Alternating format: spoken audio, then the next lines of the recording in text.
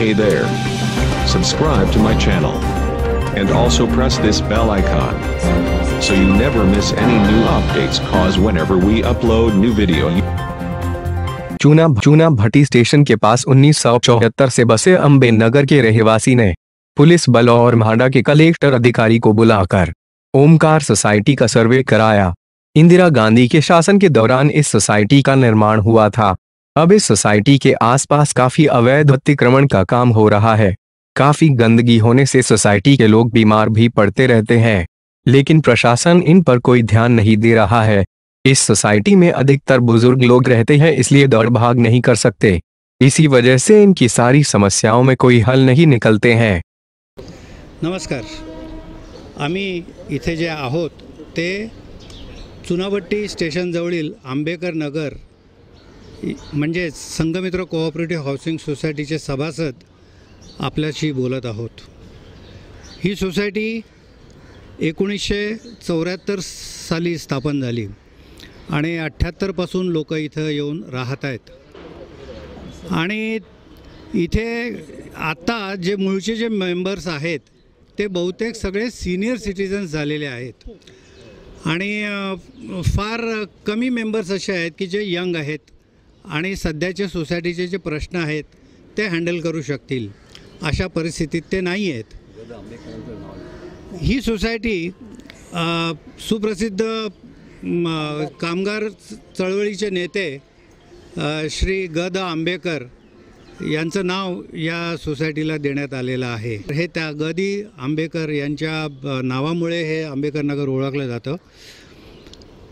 सुशिक्षित मंडळी आहेत, सगळे ज्येष्ठ नागरिक आहेत आणि सर्वसाधारणपणे जो प्रकार आपल्याला पाहायला मिळतो की ज्येष्ठ नागरिक सुशिक्षित जे प्रत्यक्षात प्रतिकार काही करू शकत नाहीत, अशा परिस्थितीत जे असतात त्यांना बाहेरचे सोशल जे एलिमेंट्स असतात नको ते डोकं वर काढतात आणि यांना त्या प्रकारे सतवायला सुरुवात करतात।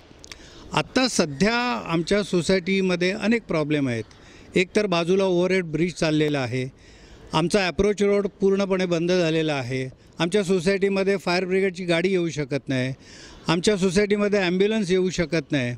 अशी सगळी परिस्थिती असताना जो आमच्या सोसायटीचा काही भाग आम्ही पूर्वी जुन्या DP प्लॅनप्रमाणे सरकार जमा केला होता, तो त्या DP प्लॅनमध्ये बदल होऊन आताच्या नवीन DP प्लॅनप्रमाणे तिथे आता रस्ता होणार नाही हे नक्की झाल्यानंतर काही सामाजिक एलिमेंट्सने तिथे एन्क्रोचमेंटला सुरुवात केली आणि हळूहळू ती जागा व्यापायला सुरुवात केली। तिथे कमर्शियल त्या जागेचा यूज व्हायला लागला। कमर्शियल यूज होत असताना घाण त्यांची व्हायला लागली, घाणीमुळे डास व्हायला लागले, डासामुळे आमच्या सोसायटीतले 5 जण डेंग्यूने आजारी झाले। आता ही सगळी चेन सुरू झालेली आहे आणि हे होत असताना त्यांची दादागिरी काही कमी झालेली नाही आहे। ते जणू काय स्वतःचीच लँड असल्याच्या थाटात ते वावरत आहेत आणि याचा सोक्षमोक्ष लावण्यासाठी म्हणून आज आम्ही ऑफिशियल गव्हर्नमेंटकडे मोजणीची फी भरून आज गव्हर्नमेंट ऑफिशियल्सकडून मोजणीची तयारी केलेली आहे आणि तीसुद्धा पोलीस संरक्षणामध्ये। हे सगळं करावं लागलं नसतं जर हा उपद्रव आम्हाला झाला नसता तर। या प्रकरणामध्ये खरोखरच कोणी लक्ष घातलं तर अनेक गोष्टी उजेडामध्ये येतील की ज्या गोष्टीसाठी लायसन्स लागतं ते लायसन्स नसताना इथे या झोपडपट्टीमध्ये हे उद्योग सुरू झालेच कसे, होतात कसे। आणि आता फॉर एक्झाम्पल केटरिंगच्या कामासाठी जे काय नियमावली आहे आणि त्यांना ज्या नियमाप्रमाणे काम करावं लागतं त्यातले किती नियम हे पाळतात आणि त्या केटरिंगची जी काय घाण असते ती सरळ ते उघडपणे आमच्या जाण्या येण्याच्या वाटेवर टाकून देतात। आता हे एवढं सगळं उघडपणे होत असताना आम्हा सोसायटीला मात्र म्युन्सिपाल्टीला अंडरटेकिंग द्यावं लागतं की तुमच्याकडून घाण होणार नाही, डेंग्यूचे केसेस तुमच्याकडे होत आहेत म्हणजे तुमच्याकडेच काहीतरी प्रॉब्लेम आहे, तेव्हा असं जर काय झालं तर तुमच्यावर ॲक्शन घेण्यात येईल, अशा तऱ्हेची नोटीस महापालिकेकडून आम्हाला बजावण्यात येते। आणि आम्हाला हेल्पलेस असतो आम्ही. डास काय इकडून तिकडे जाताना काय मायग्रेशनचं काय विसा किंवा सर्टिफिकेट घेऊन जात नाही की बाया आम्ही इथला नाही आहे, मी तिकडचा आहे, पण तो येऊन चावून जातो. घाण केलेली असते तिसऱ्यानेच, पण त्याचा परिणाम मात्र सांगायचं तात्पर्य एवढंच की सोसायटीच्या लोकांना भोगावा लागतो. तर हे सगळे प्रकार आजूबाजूला चाललेले आहेत, त्याला कुठेतरी आळा बसावा यासाठी आजचा हा प्रयत्न आहे. आता एक रेल्वेची डेव्हलपमेंट चालू आहे. हा नवीन ब्रिज आलेला आहे BKCचा, तो आहे. मागच्या बाजूनी जी जागा होती जिथनं आम्हाला जायला ॲक्सेस आहे, तिथे बाजूची झोपडपट्टी, नंतर काही कमर्शियल ॲक्टिव्हिटीज आणि अनलॉफुल ॲक्टिव्हिटीज ह्या तिथे चालू आहेत. त्यामुळे सगळ्या बाजूने आम्हाला जो रस्ता आहे स्टेशनच्या बाजूने, ती आता गल्ली झाली, ती एवढी नॅरो होते का तिथनं मोठी गाडी येऊ शकत नाही. आता ह्या परिस्थितीत आम्ही गप्पच बसलो आणि पुढे काही कन्स्ट्रक्शन्स झाली तर आम्हाला कुठलाही वाव नाही. खरं म्हणजे आम्ही जे जास्त पैसे भरलेत त्याच्या बाजूच्या पैशातला जो प्लॉट आहे तो दुसऱ्या सोसायटीला दिलेला आहे, तो म्हाडाचा प्लॉट आहे.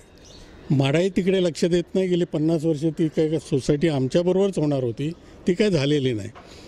आता अशा परिस्थितीत कोणच आईबाप नसलेली अशी ती जागा आहे आणि त्यामुळे कोणालाही मुंबईतली जागा आहे, त्याच्यामुळे तिथे कोणीही येणार आणि तिथे वसल्यानंतर इथे कोणी निघू शकत नाही. तर त्यामुळे आम्ही आता ठरवलं आहे की बाबा ह्याचा सोक्षमोक्ष लावावा. टाटा जी कंपनी आहे त्यांनी कंपाऊंड टाकलं आहे, मोठी कंपनी असल्यामुळे त्याने आपला जागा ठेवली. आमची सोसायटी ही एवढी जुनी आणि आता मराठी माणसाची एकमेव सोसायटी आहे इथे, आणि त्याच्यामुळे आम्ही हे सगळ्या प्रकारचे प्रयत्न चालू आहेत. Hey there. Subscribe to my channel. And also press this bell icon. So you never miss any new updates, cause whenever we upload new video